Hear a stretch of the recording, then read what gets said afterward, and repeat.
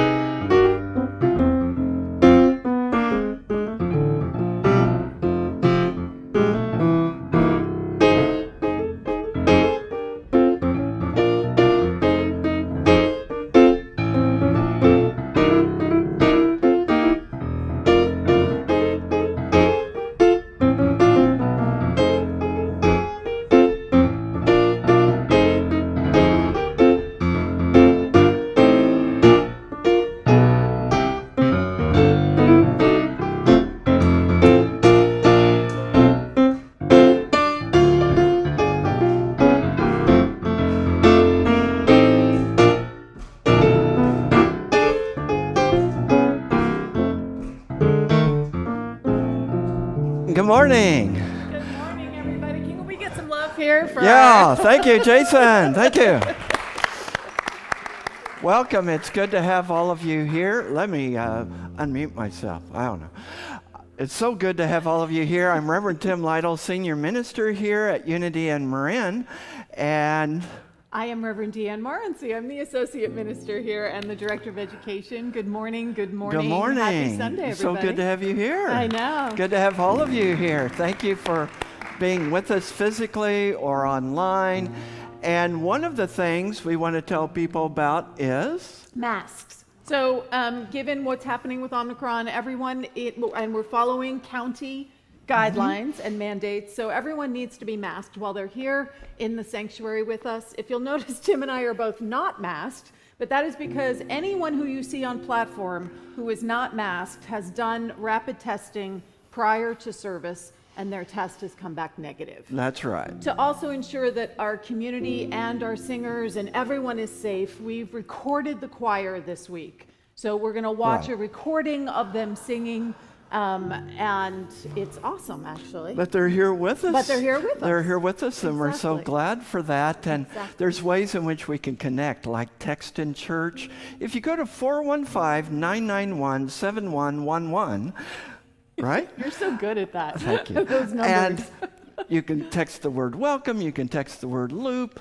and you will be connected with us so that we can establish text and church connection. Also, at 1 o'clock every Sunday, we have an online Zoom gathering. And this is our virtual courtyard. So 1 o'clock today, you can find that link on our website. Please check out our website if you haven't been there at unityandmarin.org. We have a wonderful team that is working on our website. Let's give our team a hand. Yeah, Kevin and Sandra, Alex Gilliam, thank you to that. Yeah. So if you're new to Unity, or even if you've been coming for a very long time, one of the things that we believe in Unity is that what we place our attention upon grows in consciousness. Uh-oh. Or that can be a good thing. That can be a good thing. So in this moment, I just want all of us to anchor our attention on what it is that Unity believes and what it is that we know. So that if you are a longtime member, you get to reaffirm this within your own heart. And if you are someone who is joining us for the first time, you get to listen to your heart to see how this vibrational frequency actually matches your own. Because we are a community that is anchored and grounded in love. And we know and we believe in the divinity that is each of us. And that this teaching supports us to reveal the truth of who we are, the revelation of what we would call our Christ, Buddha, Atman presence. There you go. Okay. Throw in some Sanskrit too. Yeah, Atman. right? Let's get it There all you there. Go. So it is such a joy to have you all with us, and I believe we have a song We at this do. time We to do. help us to move into a time of prayer. We'll have a time of ministerial prayer and then another song, but let's Carolyn have this. is going to lead Thank you, us. Carolyn. Well, you're welcome. I'm Carolyn Gauthier, the music director here, and I want to encourage you to sing this song we're going to be doing for the next few weeks. So if you learn it now, and I'm not only doing it for the people who are sitting here, it's a little hard to hear you sometimes through the masks, but I know you'll learn it and I'll be able to hear you. But those of you online, too, feel free to sing at home. It's very healthy for you.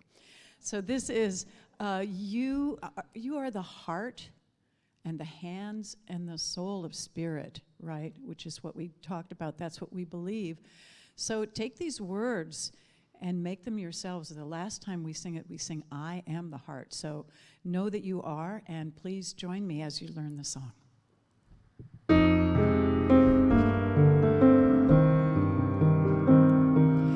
You are the heart, you are the hands, you are the voice of spirit on earth, and all who you are, and all you do is a blessing to the world. Again, you are the heart, you are the hands, you are the voice of spirit on earth, and who you are, and all you do is a blessing to the world.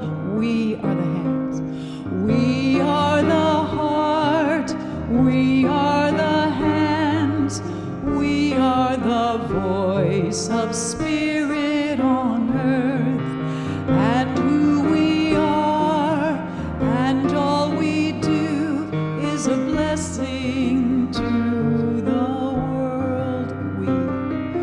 We are the heart, we are the hands, we are the voice of spirit on earth, and who we are, and all we do is a blessing to the world. Now we sing I am the heart, I am the hands, I am the voice of spirit on earth, and all I am, and all I do is a blessing to the world.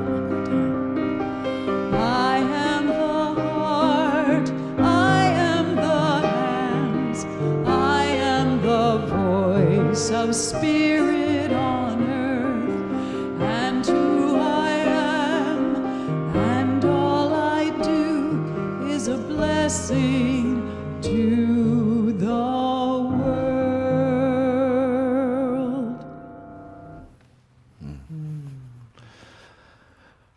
At this time, we will have the prayer box come, and this Kathleen is one of our prayer chaplains who is bringing forward our prayer box. Thank you, Kathleen. And at the close of the service, you can fill out a prayer request slip and put that in the prayer box. And it'll be out here in the lobby in the narthex. And we hold that in prayer for 30 days, and then we send it to Silent Unity to be held in prayer for an additional 30 days. Well, I invite you to just breathe into this moment. We know that where we are, the presence of God is. The presence of love, the presence of peace, the presence of hope. It is all here, filling this room. And we know that in every cell of our bodies, we feel this presence. We know this presence. And we know that we bring this presence to the world, that we are the voice, the hands, the very Spirit of God in action in this world. And so we lift up our world. We lift up the people of Tonga who were affected by a great tsunami. We lift up the people around the world and people in California affected by wildfires. We lift up the families of those New York police officers. And we know this one power, this one presence. We know together that we are leading with love. We know together that this power, this presence is filling and flowing as us to the world, and that this presence doesn't just stay here, it radiates as a radiance throughout this world. For this we are forever grateful, knowing that this service is blessed, the spoken word, the music, everything that happens here, that we are indeed leading with love into the world. And for this, we give thanks. And so it is. So it is. Amen. Amen. Mm-hmm. This is a song that the choir is going to be leading, but it's a call and response. So again, inviting you to sing along if you'd like to. And it's an affirmation that I've been using for the past couple of years. When things get tough, I know I just have to put one foot in front of the other.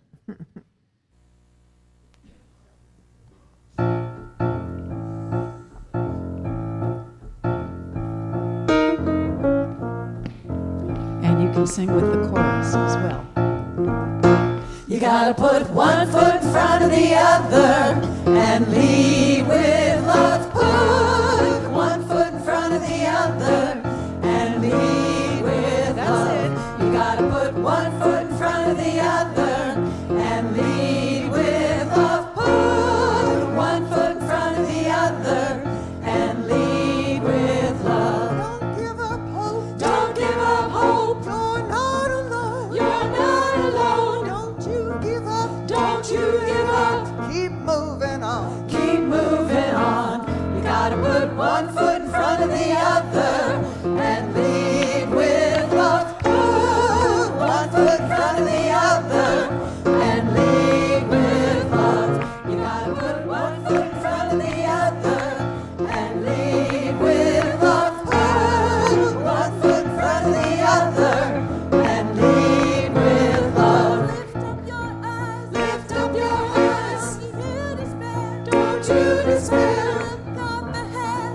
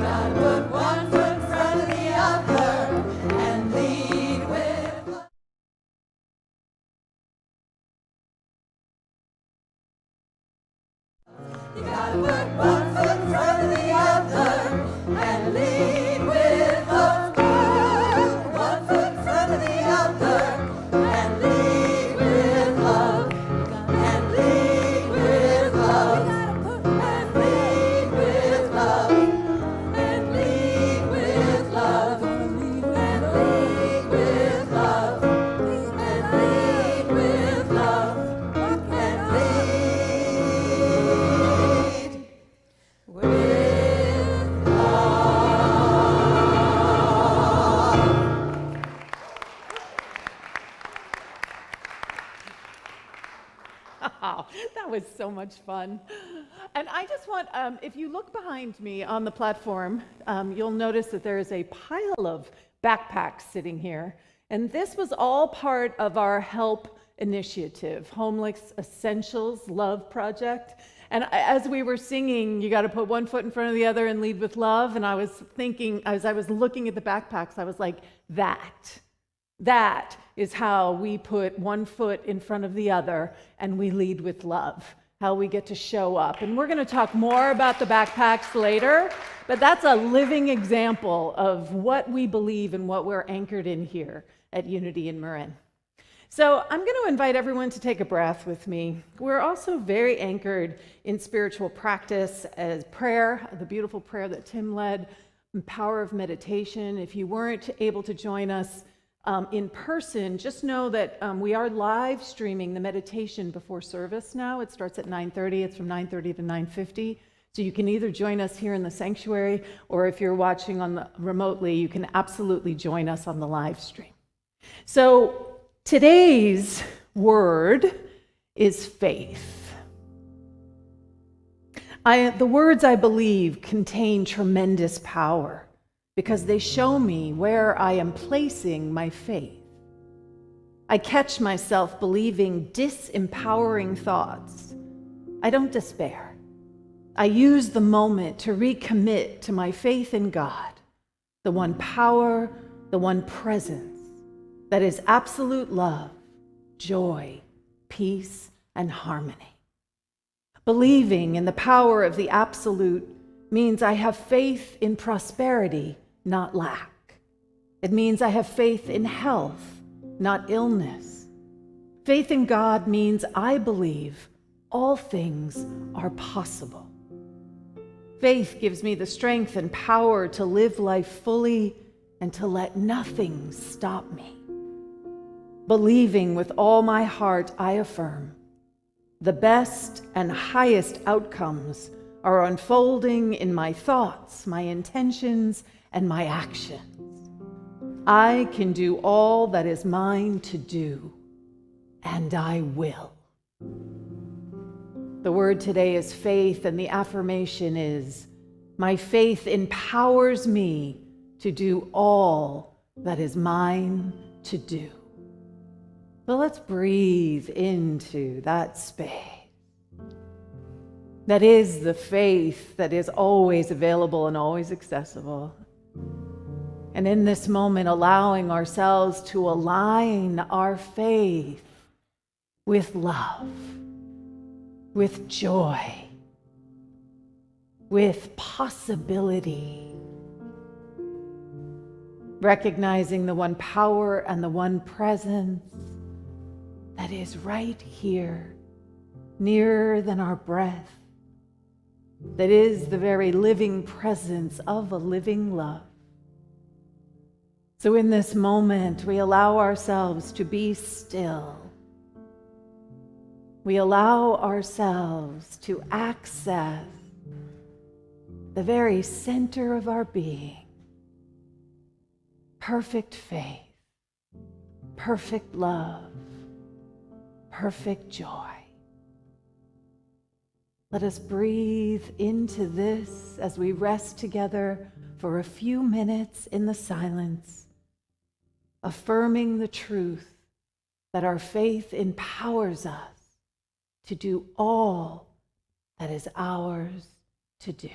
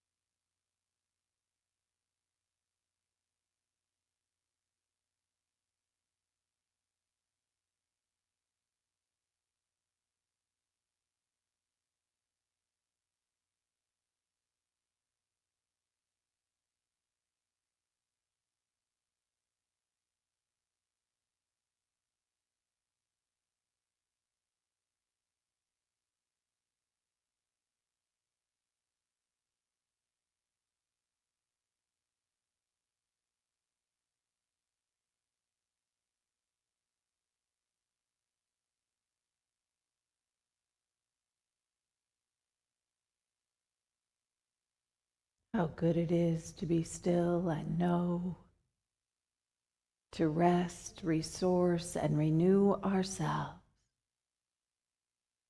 I invite us each to repeat this affirmation after me. My faith empowers me. My faith empowers me to do all that is mine to do. And so it is. Amen.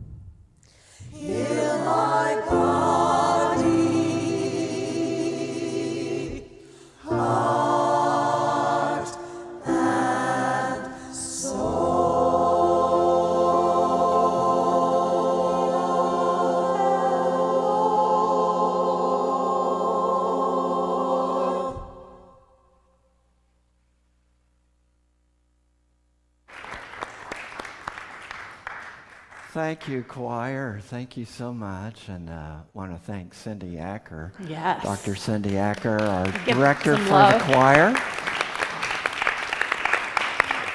Hey, this is Ask the Minister Sunday, and it's always fun because it's kind of like potluck. It's like you don't know exactly what's going to come.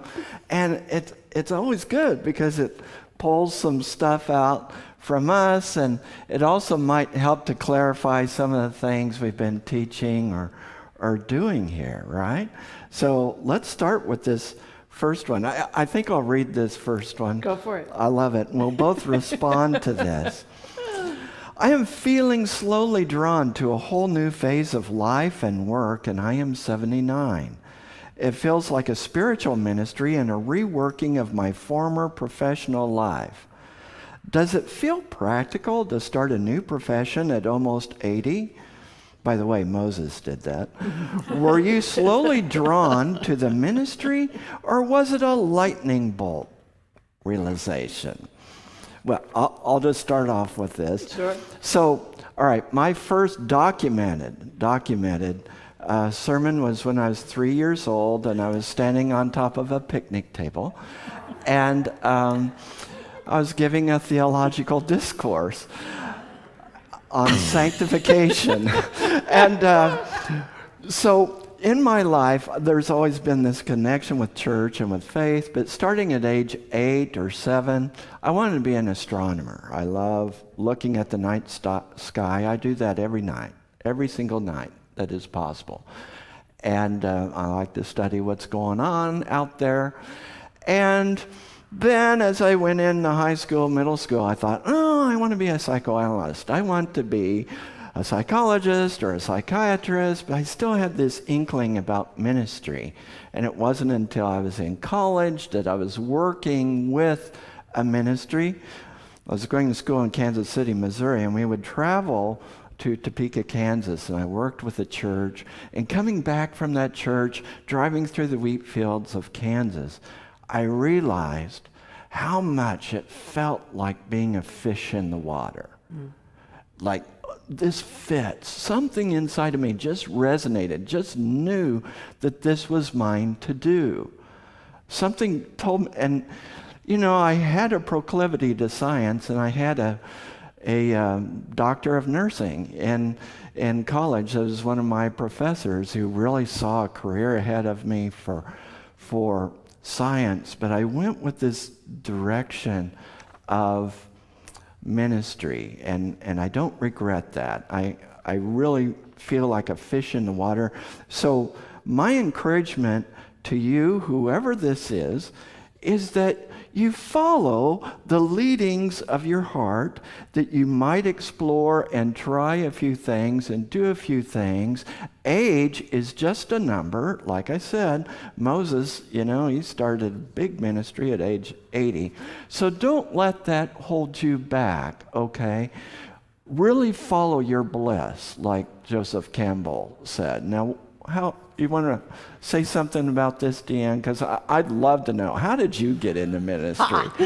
Well, I have shared, when I was 11, I wanted to be a rabbi. Like, that was crystal clear to me. I was called, my birth tradition is Judaism. I wanted to be a rabbi, and I was told point blank that because I was a woman, that was impossible. That was just not going to happen. And so I left I left my faith. I was like, well, if that's not possible, I'm out of here. Like, it just didn't make sense because I knew, something inside of me knew that wasn't in alignment for me. And I do want to say that if I had been born 5 years later, there would have been a whole slew of other options for me within the Jewish tradition. It was just my timing, and the community that I grew up in had a very particular perspective that I heard when I was that young. And so I became an actor. That's what I became. And it was a desire to touch people. It was the same call. It was a desire to touch people. It was a desire to change people's lives. It was a desire to share story in a way that was healing, in a way that allowed us to live a more fulfilled, more loving, more compassionate life. That's always been what I have been drawn to. So I can relate to this. Does it feel practical to start a new profession? Because I made a complete transition in my life when I was like 40 years old, which I know isn't 80, but it still felt very radical to do something that felt like, So what I would say to you is practical. God's idea of our life is never going to be practical. Like, that's just the way it goes. Like, I say to people all the time, if you think you know how to do whatever it is that's calling you to do, whatever you feel called to do, then it's not a God idea. It's your idea. And your idea can be awesome. It doesn't mean that you don't have to follow it. But it's the divine ideas that just we don't know how we're going to do it. Right. And that tells you, like, okay, I feel that call. It's there. Does it feel practical? Oh, no, it does not feel practical. And yet on the other side of it, I can say, I am so grateful to my younger self who had the courage to do the thing that wasn't practical. Right. I love that. You know, like when I was deciding to become a minister, I heard more than once, well, is there any money in that? You know, like, so. Can I just say, the first time I caught a vision of myself wearing ministerial robes, I thought I was going to play one on TV. Right. That's what I thought it meant, because I had such blinders as to Yes. what was possible in my life. So I would Right. encourage you, go boldly, don't be retired, but be refired. Okay, go forward. That's right. So the next question is, what if you don't have faith? How do you define faith? So we've talked a lot about this, especially during Advent, because faith is one of the cycles of Advent. So anyone who's curious about faith, like going back and looking at the recording from the talk that we did for that first week of Advent, might be helpful. So faith, the way Unity understands faith is an innate power. It is an innate capacity that you have. You don't have to learn how to get it. It is active as your life right now. The question is, which was brought up in the reading that I did, is what do you have faith in? Are you having faith in the things that disempower you, that make you feel hopeless, that make you feel despair? Or are you activating your faith and leaning into the things that free you and bring you joy and make you come alive, as Tim talked about last week, right? Is that what you have faith in? And that is how we understand faith in Unity. It's not something, Charles Filmer talked about how there is an intellectual faith, which is where you kind of cross your fingers and you kind of hope, like, well, I have faith that this will work out. And basically what you're saying is, I hope, maybe, it could. You have as much belief that it won't work out. That is not the power of faith. That is your rational, logical mind trying to control something. Real faith comes from this understanding that I get to choose what I want to believe in. I get to choose what is important to me. I get to choose what I value in this world. That is your faith, and I believe in that. Like, I believe in the power of love. Nothing's going to shake that from me. There can be all the hatred that's going on. There can be wars. There can be violence. I am not shaken from my belief that love is everywhere present. Right. So that's faith, right? That's what faith is. Yeah, so all of us use faith. Faith is practicing and putting into practice what it is that you believe. All of us are using our innate capacity of faith. You believe that you can get up in the morning. You believe that you can drive over here. You believe whatever set of beliefs. You believe at 80 you can completely change your life and have a ministry. So, but what is it that you're putting your faith in? What is it that you're operating on? And that you can figure out. And by the way, I just want to do a little plug. A little later on in the year, March, DeeAnn is going to be doing some work with our community around what's been called the Q process, now called quantum living. And it's really about figuring out who you're not and what you're really here to show up as, who you really are. And some of who we're not are those shadow beliefs, those things that we've held on to, that we've put faith in of not being enough, not being able to perform well enough. those kinds of beliefs, one can put their faith in that, but it's kind of faith in reverse. It's like driving your car in reverse and closing your eyes and hoping it all works out. So, yes, you have faith, but there are ways to connect with a more useful way of using our faith. And for those people who think, oh no, I don't have faith, well, guess what? You have faith in the fact you don't have faith. Right? Yeah. Like that is the power of faith actually active as your life. I don't have faith. I know I don't have faith. Oh, you're activating faith in order to believe that you don't have it. Right. Good. Right? I like that. Good. Okay, here's the third one, and some of these we're matching up with others because there's some commonalities and yet differences. So this third one, okay, first starts out, there is only one power and one presence, God the good. How can I explain our commitment to inclusiveness to those who worship Buddha or Allah or other entities with those words we say weekly? And then here's another one. Do you want to read some of this? I'll read some of this out. How is it best to respond when people who have been raised with very structured religious upbringing find unity to be too new agey and inclusive? Sometimes people feel there is no there because congregants and even ministers practice in many different spiritual paths.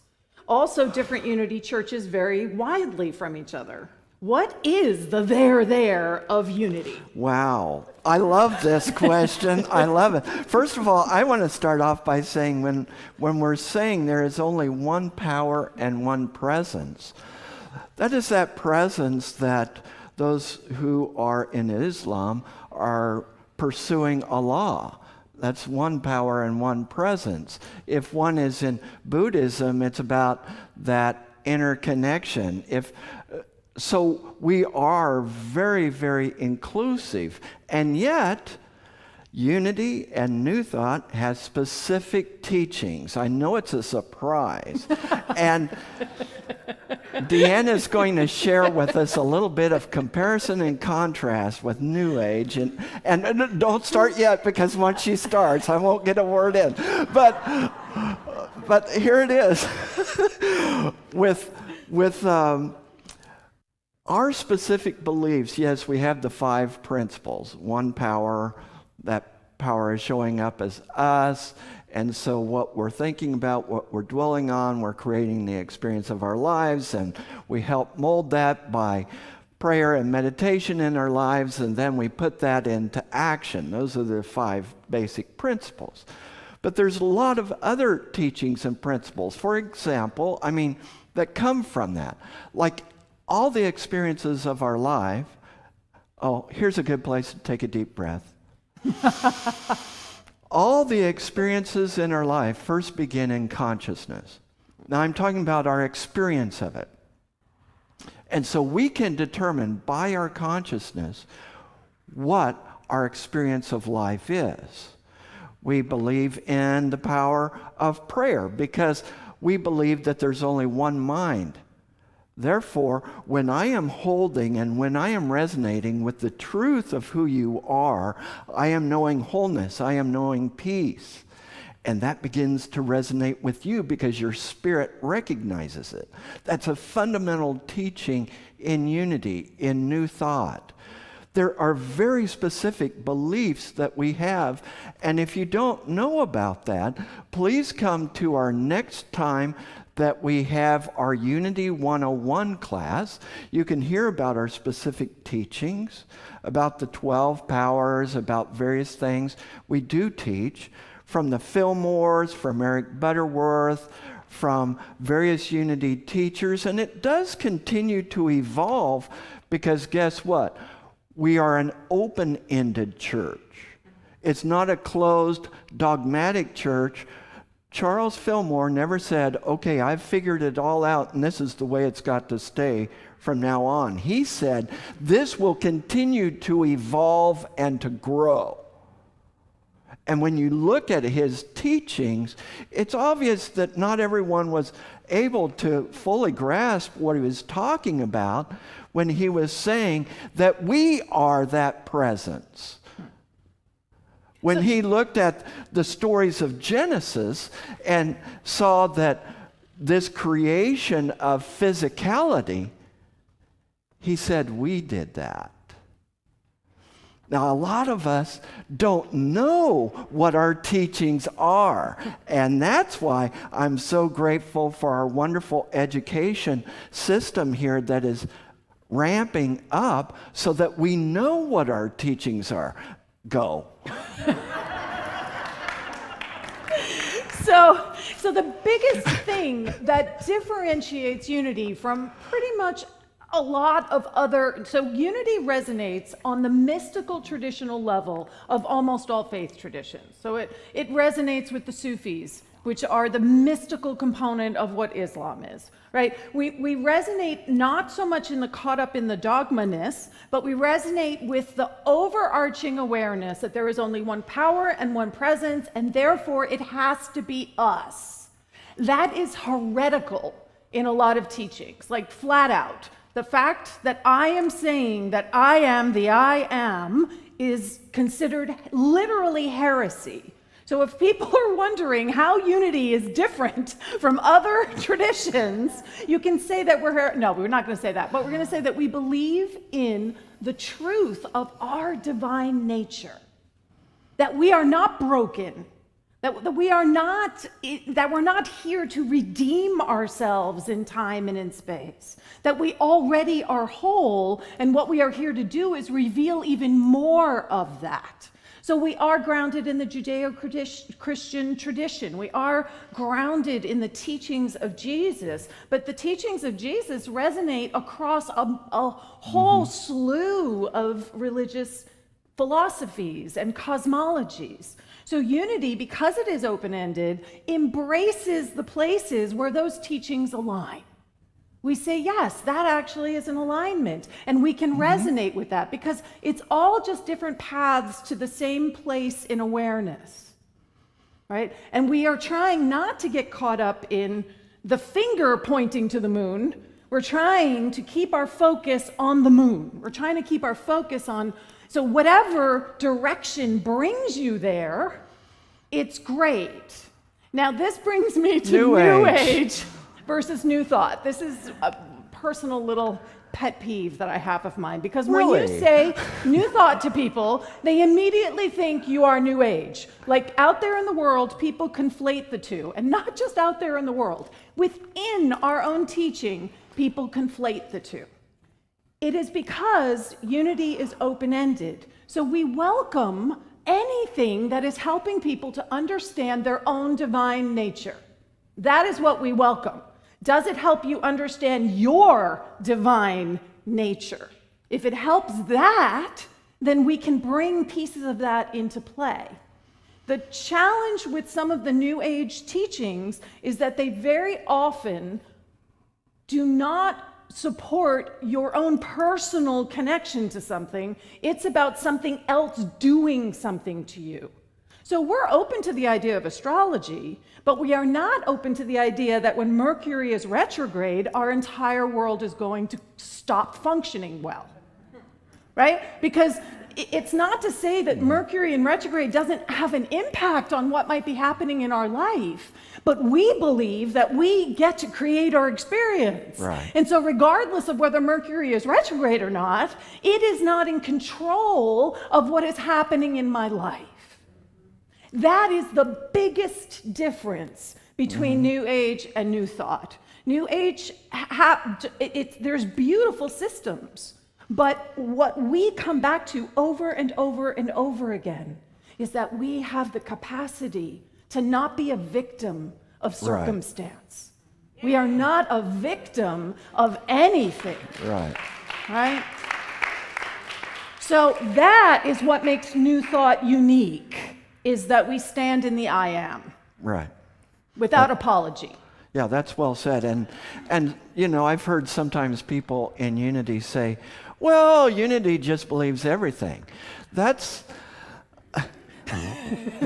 Yeah. That's coming from a perspective of someone who has not studied our teachings and studied that, yeah, we do have very specific principles and a path that we're very pragmatic, that one can try and use and see what works for you.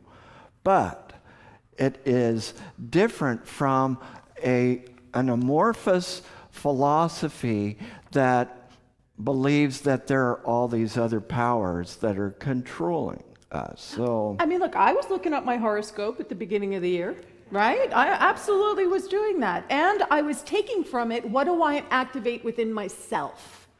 What is it in that I am saying yes to intentionally? What is it that I am going to fulfill with myself? The other point of the question that I do want to address is that how there is differences within the unity movement. And that has to do with the evolving edge of consciousness.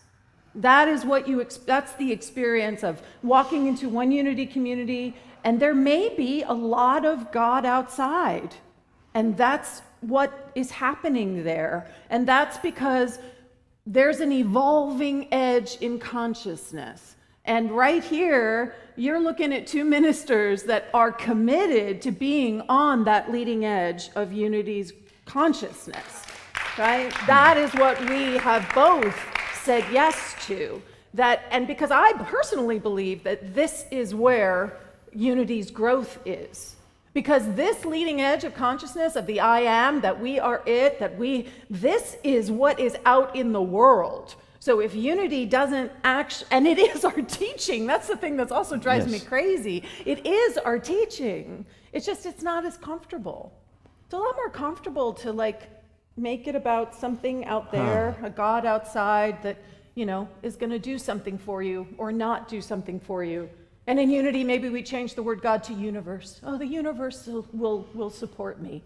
Mm-hmm. But it's still the same sense of abdicating our spiritual authority, of saying that something outside of us is actually in control. Yeah. And that means that you are separate. And we don't believe that. We don't believe that we're separate. And that brings up an interesting point, which may lead us to the next question. Number 4, which is, there seems to be this understanding in unity that we're always supposed to be comfortable. Anyway, happy and, and is your life always, but we do offer tools to help people in those times of discomfort. Now some of these came on Facebook because we have Asked the Minister on Facebook, and so some people posted their questions there. How do we balance awareness of the reality of the world, that is, bad things happen, with knowing that we live in a loving universe, especially for kids? My kids sometimes react to hearing about suffering in the world during the prayers. I don't want them to be completely sheltered from the real world, but we avoid watching the news. Instead, we try to learn what is going on in the world versus watching a show that our brains have trouble differentiating from reality. Climate change, pandemic, injustice are a reminder all is not well in the world. However, we need to do the inner work to know that the universe is a loving place. So basically, what tools, resources can you point to from Unity and Marin and Unity that can help me make this point with young kids? Do you want to share some of this, or should I respond to that one? Why don't you respond to that briefly, and then, because I do want to make sure we get to the second. Yeah, absolutely. So, if you didn't notice when you got up this morning, we are in the world. You are in a body. There are circumstances that are going on in the world. And there is sometimes a challenge in balancing between how do we look at and face injustice and prejudice and discrimination and things that go on in the world, as an example, and yet intersect that with New Thought and with Unity teachings. Karl Barth, who was a famous theologian, practiced and taught that you should have the Bible in one hand and the newspaper in the other. And that's how he preached. And that's how he instructed other preachers to preach. That this is not about a spiritual bypass of escaping what is going on in the world and just finding my happy place. I want us all to be in our happy place. But it's not about spiritual anesthesia. I'm not an anesthesiologist, spiritual or otherwise. I believe that our teachings are so powerful that they intersect with what is going on in the world. We are here to really up-level our consciousness so that we can intersect with those things that are going on in our community and in our world. So I know that this is a spiritual practice. It's important for us to do the inner work. And so the question was, what are the tools and resources that Unity teaches? Certainly prayer and meditation to do the inner work and to really discover who I am and who I'm here to be. And again, the quantum living process of really discovering what I'm here to bring to the world. And the classes that we teach give us principles. And kids, I get it. We want our kids to grow up with a sense of positivity, a sense of seeing how we can benefit the world, and at the same time, we want them to know what's really happening and how do you monitor that? And we each do this differently. I know when I was raising my son, I was very protective of him, very protective. And at one time, a psychologist recommended, don't be so protective. Now, each parent needs to do what is right for you. But this psychologist recommended, what would it be like if you just had a one-on-one talk with them about this and normalized it so that you can find positive ways to move through this? I mean, a big piece of this is, for me, is that before I found this teaching, what I saw out there in the world felt so heavy that and I felt powerless against it. I felt as if there was, what do they call it? Screaming into the wind. Like it just felt like there was nothing. There was no traction. There was nothing, and it eroded my spirit. It eroded my sense of possibility. It just was eating me up. And I found this teaching, and what for me is really key is that because of our spiritual principles, it allows me to feel more empowered in what I know and believe, so I can stand up in front of all of you and say, I know that love is truly present no matter what, which I couldn't do beforehand. And what that then enables me to do is show up in the world in a different way, because ultimately that is the point. The point is that we show up in the world anchoring something. You know, the tipping point was something that people talked about for a while, right? And I truly do believe that as I stand anchored in truth and you stand anchored in truth and we come together and we build this collective understanding of truth, that there literally is a tipping point where it will not be okay. It just won't even be part of our consciousness for some of the violence and the racism and it just won't even exist because we did the heavy lifting. But it requires that we do the work. It requires that we face what's actually happening out there in the world. Now, I don't think that we want to make people despair or the point isn't to undermine your capacity to be able to move through the world. It's the opposite. I have found that with this teaching, my heart opens even more.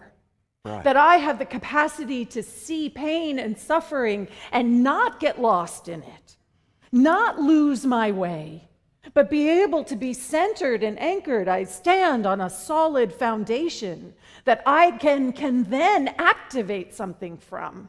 And that's what, for me, is why I'm in ministry, is to support you being able to understand that about yourself. And there is a balance. Like, I don't watch all the news. I stay abreast of all the news. I have found for myself the ways that I can touch base and know what is going on in the world. And Reverend Michael always says, if you want to know what your prayer responsibility is, read the newspaper. Like, that is your prayer list. You read the newspaper, and that is your prayer list. Like, that is our work. I know that, and sometimes there's a process in this, because as you're becoming more sure of principle, you might need to pull yourself back a little bit from what your engagement with the world is, because you're trying to figure something out. But I'm going to urge each and every one of you that at the point where you start to feel like something solid is there, you start to have those aha moments, you start to have that, oh, something else is possible, that the place that you then bring that is back out into the world. Mm-hmm. Right? And then you're going to experience something, and it could very well be very hard and very challenging. And then you get to bring yourself back inward, and you get to sit with it, and you do the quantum living process, which is a lot of shadow work. Why am I so reactive to this? Why is this triggering me this much? Why is this so painful for me? How come I am losing my equanimity and my ability to know truth in this situation? That's my work. Right. And then I do that work, and then I have to go out into the world, because that's how we are transformed. If it's just staying in as an idea in your head, then it's not actually embodied. And that's what we're looking for, an embodied experience of the truth of who you are. And that does mean that we need to pay attention to what is actually going on around us. Right. And that balance is not always easy, right? That balance is not always easy. So we might want to go to that second part of this where someone else is asking a similar thing. Do you want me to read some of this? Yes, why don't you read some of that? We are all very aware of the severity of the condition of the world, including our own community and personal lives. Not a lot of discussion is necessary to understand this. It is important to me that our Unity community embrace an optimistic message that teaches and reminds us of how to take the Christ consciousness into our daily lives. Yes, no guilt, no preaching to the choir. We need to support our community, help encourage and practically care for us. My question is, where is that balance? They go on to say, we all know the facts, but teaching positive consciousness, supporting and celebrating life beyond those facts, are what I look for from our community and ministry. And so thank you. And all of these questions and comments are really good. I thank you all that submitted questions. I just want to, I'll make just a few remarks. First of all, we all know the facts. Really? For the last 2 years in Cindy's class, weekly have been discovering more and more and more of how little I know. And taking other intensive class through Unity Worldwide Ministries, discovered how little I know. And I'm finding how dangerous it is for me to assume that I know the facts. And what I would encourage is a beginner's mind. What is called a beginner's mind, where I am open to questioning what I think and what I think I know, and looking and exploring. For example, I don't know, I'll just do a quick survey here. Plessy versus Ferguson. How many of you could tell me in detail what that Supreme Court case is about? In detail.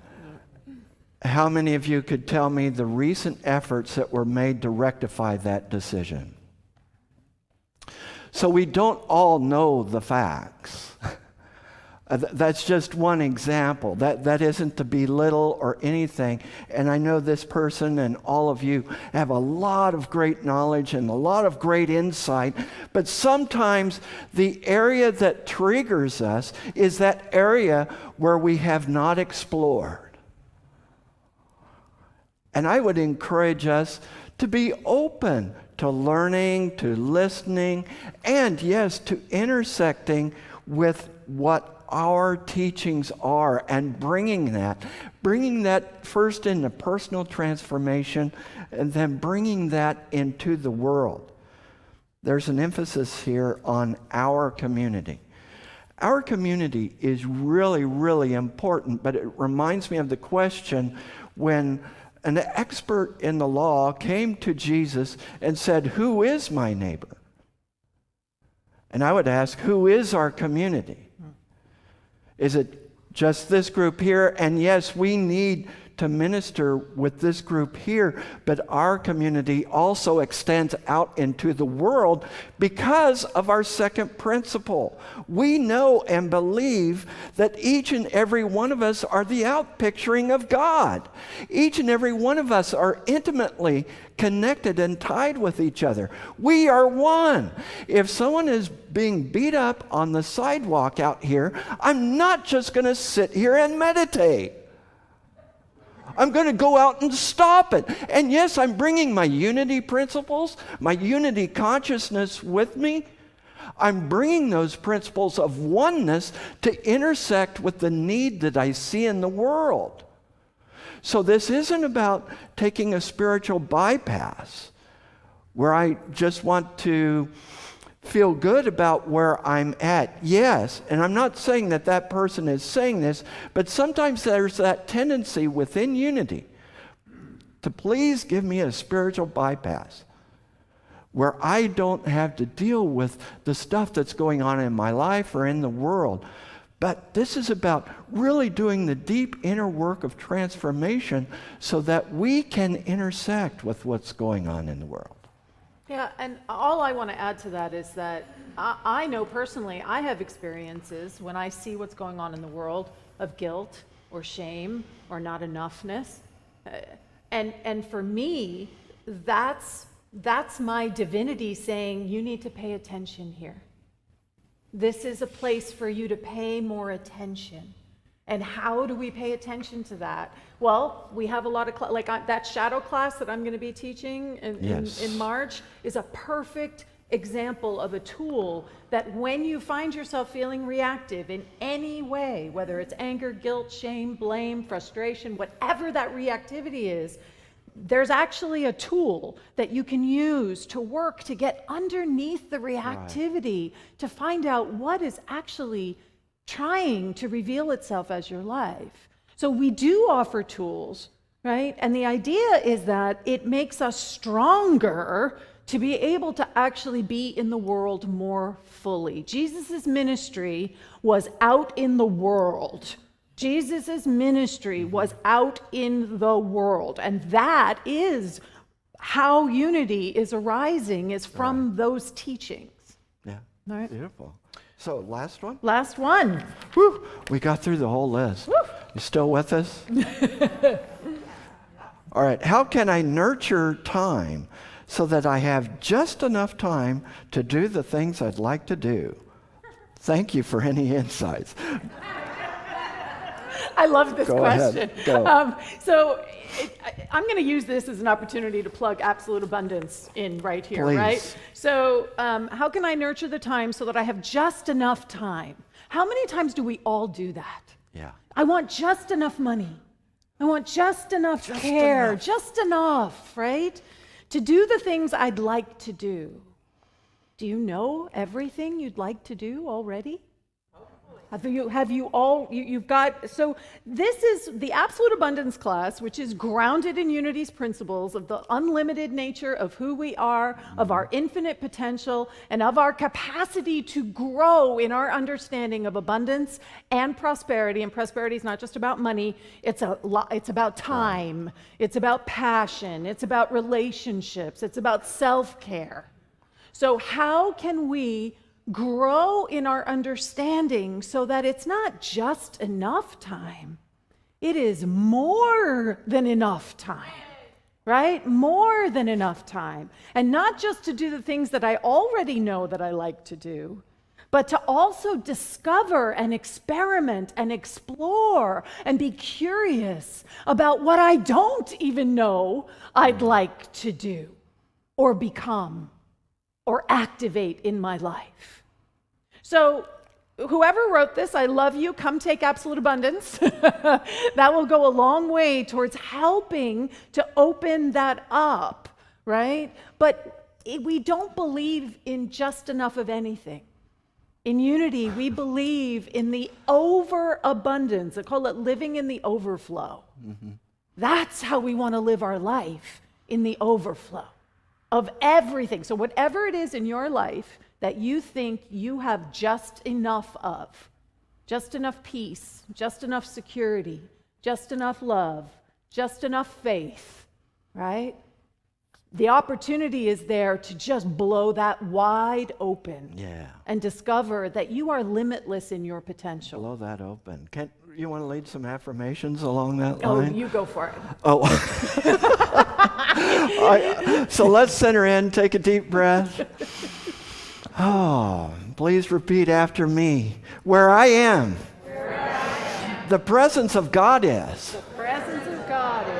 I am going for it. I am going for it. I am the power. I am the power. I am the presence. I am the presence. And nothing stopping me. And nothing's stopping me. And so it is. And so it is. Amen. Amen. Thank you.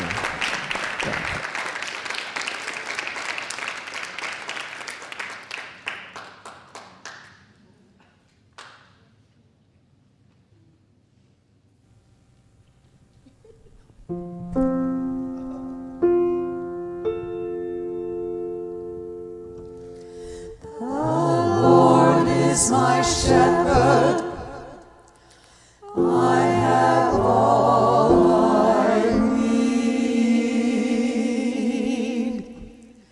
She makes me lie down in green meadows, beside the still waters she will lead. She restores my soul, she rights my wrongs. She leads me in the path of good things and fills my heart with songs. Even though I walk through a dark and dreary land, there is nothing that will shake me. She has said she won't forsake me. I'm in her hands. She sets a table before me in the presence of my foes. She anoints my head with oil, and my cup overflows.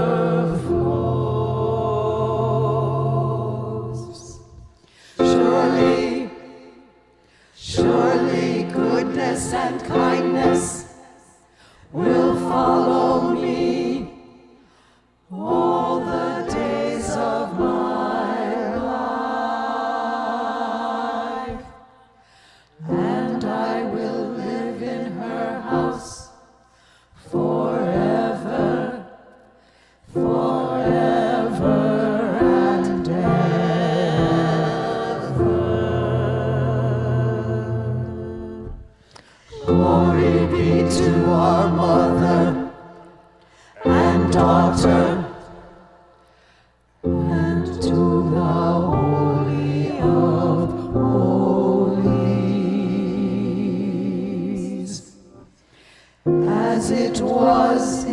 the beginning, is now, and ever shall be, world without end.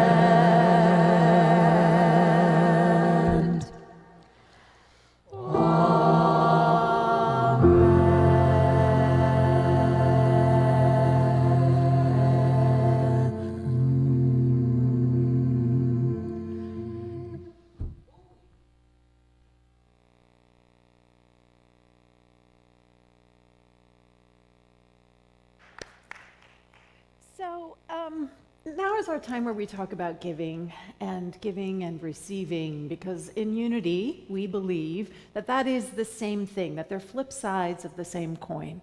That as we give, that is how we are opening ourselves up so that we are capable of being able to receive more. And for me, I give to this community because I remember when I first walked into a Unity community, when I first walked into New Thought. And I remember what a wreck I was. And I remember how I was incapable of thinking or believing that I could belong anywhere, that I could be part of a community like this. And I just sort of sat there and tried to soak all this up as I literally just sobbed through every service for like the first 6 months. And in that time, I didn't really understand the principles, so I didn't understand really about giving and receiving. And throughout my years as in this community, I understand it now in a completely different way, and I give very freely. And I give because I know that there are people who are watching right now who don't yet understand this, like how that works, how it opens up their entire life to give. But they are still in need of what we bring to the world. So that's why I give. I'd like you to just sit and think about why it is that you give to Unity in Marin, what it is that you are fed with, and how you want to give in response to that. And we're also going to take this time right now to bless the giving that has been part of the HELP project, which I mentioned earlier. So Homeless Essential Love Project. Melissa, can you stand up so we can love you? Where are you? There she is. You want to bring the kids down? So as part, you want to come on down here, Alyssa, with the kids? So as part of the youth and family ministry, she, along with the students, sort of put this idea together that we were creating backpacks for this Homeless Essentials Love Project. And so the prayer chaplains are here. I'd love the prayer chaplains to come on up and sort of, can you get around the backpacks up there on platform? And the rest of us, I'd like us all to stand because we're going to bless these backpacks. Come on, prayer chaplains, you got your shawls. Come be pretty. So we're surrounding the backpacks with energy and love, right? We're going to bless these knowing. So inside are essentials that are, great ponchos and can openers and hand warmers and all kinds of good stuff. And there's also Unity reading material. There's prayer booklet, and there's spiritual nourishment as well that is going out into these backpacks. Tim, you want to lead the prayer? Yes. So I'd like you to repeat after me as we extend our hands to these backpacks. We bless each person who's going to receive one of these backpacks. Bless each person who's going to receive one of these backpacks. We know they will feel divine energy. We know they will feel divine energy. We know they are filled and surrounded with the presence that is God. We know they are filled and surrounded with the presence that is God. We permeate these backpacks with love. We permeate these backpacks with love. At a place where they do not feel love. And a place where they do not feel love. We permeate these backpacks with light. We permeate these backpacks with light. At a place where they sometimes feel they're in the darkness. At a place where they sometimes feel they're in the darkness. We celebrate with them community. We We celebrate with them community rather than aloneness. rather than aloneness. We bless these backpacks We bless these backpacks and each one who will receive one. and each one who will receive one. And so it is. And so it is. Amen. Amen. Thank you. Yeah. Thank you, Melissa. You may be seated. We can applaud prayer, you guys. Yeah. We can applaud prayer. So, Tim, Yeah, there's something else I was going to share, and we'll have the offering in just a little bit. As you know, we're part of an international unity community. I am the chair for the International Advisory Council for Unity Worldwide Ministries. And one of the people who serves with me on that council is Reverend Ada Igwe. This is Reverend Ada. She is from Nigeria. She's a brilliant person that helps to lead the educational effort in Nigeria. Outside of the United States, the largest number of unity people, the largest number of unity centers and churches is in Nigeria. And so I do a lot of work with people from Nigeria. The next picture, this shows Reverend Ada with her husband, Reverend Dr. Udo, and her daughters are here with her in the lower left corner.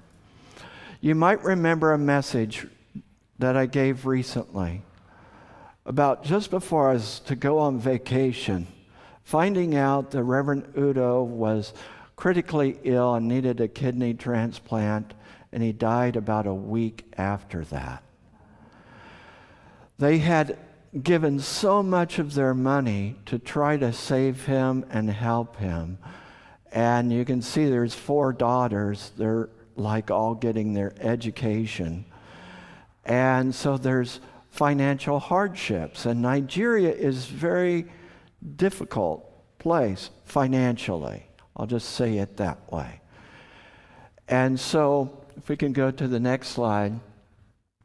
This is Reverend Udo Igwe, and there's going to be a celebration of life service in early February. So if we can go to the next slide, please. This is me and Olga Lucia with some of the Nigerian leaders. Here on the far left are Reverends Ada and Reverend Udo. These people are very, very dear to my heart. Is there one more picture? Okay, that's it. So these people are very dear to my heart. I just want you to know that when you are giving, you're helping to support things like these backpacks. You're helping to support because we are going to give some financial gift to Reverend Ada. Now, if you wish to designate a specific contribution for her by check or something, or mail it to us, you can do that. But I just want you to know that this is part of what we're about. We're about being community. Our community is not just here. It is with the homeless. It is with the larger unity community. It's with the world. So I just wanted you to know that what we are about here is about leading with love. And so at this time, we will have the sharing about ways in which we can donate. Then we'll have the giving song, and at the giving song, we'll have the offering. So good morning, Unity in Marin.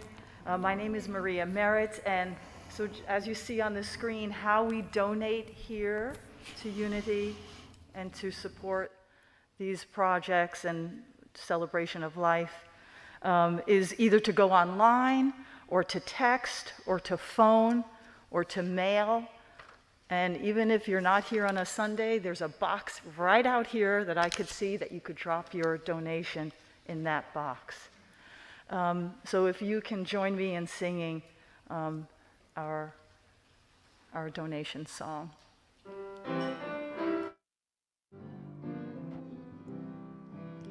Just as we give, so we receive. Richly we live in one golden weave. There is nothing that we can lack We give from love, love gives it back. Just as we give, so we receive. Richly we live in one golden weave. There is nothing that we can lack. We give from love, love gives it back.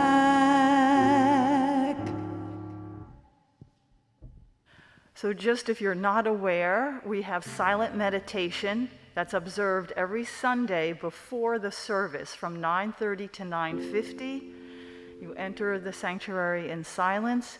If you're a little bit late, that's okay. Just come in silence and participate in the meditation. Another announcement is a virtual class, which is the Marin Riders Group, which is facilitated by Sue Summer. It did begin on January 18th. There are 5 weeks of this class, and it's from 10:30 a.m. to 12:30 p.m. And then, if I could have Reverend DeeAnn. First steps, please come and play with us. It's so much fun. We're combining this class with Unity San Francisco as well as Unity in Marin. And the class will close after this coming Tuesday, right? So your opportunity to join the class, you have to come to this Tuesday night class if you want to continue forward. So it is really powerful. Who here has taken First Steps? I got some hands up. So look around and see who's taken it and talk to them, ask them about what their experience was. They will share with you just how life-changing this Absolute Abundance program really is. Yeah. All right. And Getting Real with Race, Wednesday nights, at this time it is 5 o'clock until 7 on Wednesdays. Register for that. It's great ways to find out what you don't know. It's great ways to find out what our blind spots are. It's great ways to find out in which we can lead with love and really intersect with the world. I've learned so much and grown so much through this class. I highly recommend it. Dr. Cindy Acker does an amazing job with it.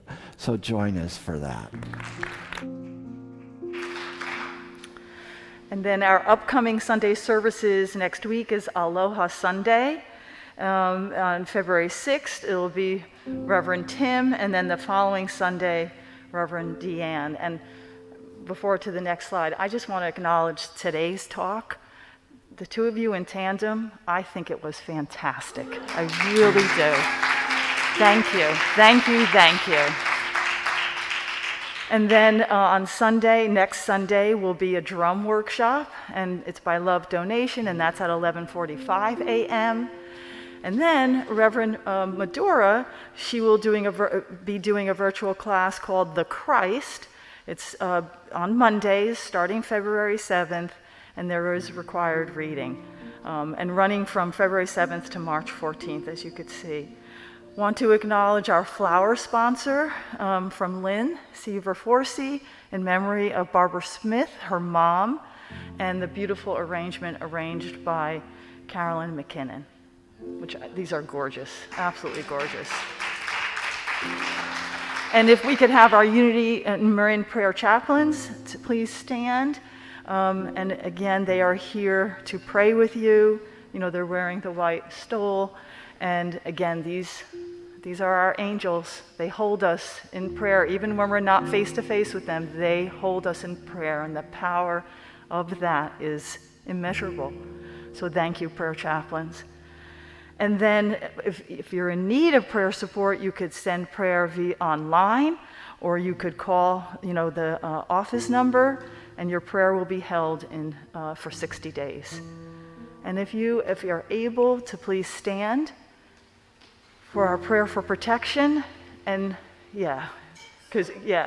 Just if you haven't been around and you haven't noticed, we have updated our prayer of protection. A lot of it is updated, connected to what Tim and I were speaking to today. That the prayer of protection was written in the 40s. It was written in the 40s, and we are on the evolving edge of consciousness. So 80 years later, we are adding what we now understand to be true to the prayer of protection. So the God outside idea, right, which would be the light of God surrounds us, we are now also taking that to the inward I am understanding. And we say, I am the light of God, right? The love of God enfolds us. I am the love of God. The power of God protects us. I am the power of God. And per Debbie, instead of going, watches over us, like we're looking out there for something, right? We say the presence of God watches over us. Is that what we say? Yes, thank you. And then we say, I am the presence of God. All right? All right, go for it, Maria. The light of God surrounds us. I am the light of God. The love in God enfolds us. I am the love of God. The power of God protects us. I am the power of God. The presence of God watches over us. I am the presence of God. Wherever we are, God is. And just before our peace song, I just want to acknowledge the mini bookstore is out front, and then sign up for the classes. So I just want to say that. And now our peace song. Okay?